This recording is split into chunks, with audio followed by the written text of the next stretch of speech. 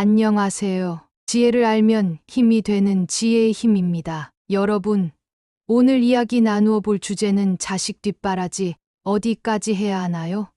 입니다. 헌신하면 헌신짝 된다는 말은 연인 관계에서만 해당되는 것은 아닌가 봅니다. 오늘은 자식에게 평생을 바쳐 허드레시를 하며 뒷바라지에서 유학까지 보낸 어느 60대 여성의 사연에 대해서 이야기 나누어 볼게요. 가난한 집에서 5남매 중 장녀로 태어난 장 씨는 어렸을 적 부부싸움이 잦은 가정에서 부모님이 부부싸움을 하면 아버지는 술을 드시러 읍내에 나갔고 어머니는 장녀인 장 씨를 스트레스 해소용으로 심한 매질을 했었다고 합니다. 장 씨는 이런 집안에서 성인이 되면 하루라도 빨리 집을 나가서 살고 싶다라는 생각을 하며 버텨왔고, 성인이 되자 장 씨는 같은 동네에 살고 있는 인기가 많고 잘생긴 남자와 연애를 시작하게 되었습니다. 장 씨는 자신이 벌어오는 모든 월급을 생활비가 없는 어머니에게 바쳤지만 돌아오는 건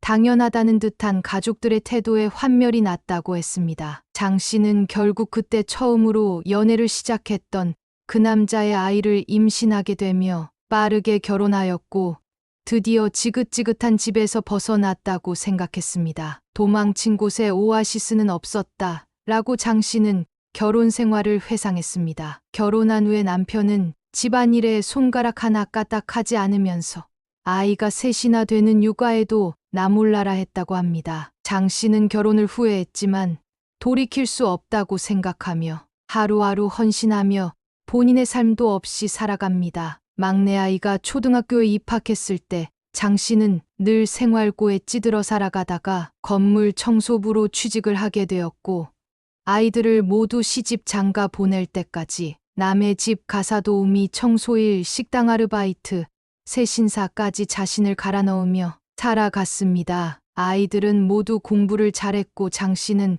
그것으로 자신의 희생을 당연하게 생각하며 자신의 건강보다 자식들의 교육비와 유학비를 뒷바라지하게 바빴습니다. 그러던 어느 날 막내 아들은 미국으로 가서 살게 되었고 두 딸들은 모두 서울에서 살게 되면서 장 씨는 큰 외로움과 우울에 빠졌습니다. 내가 이러려고 힘든 일 버티며 살았던가, 다시 태어난다면 절대로 타인을 위해 살아가지 않으리 라는 생각을 했다고 합니다. 여러분, 혹시 여러분들은 자식을 위해 헌신하는 것이 당연한 삶이라고 생각하시나요?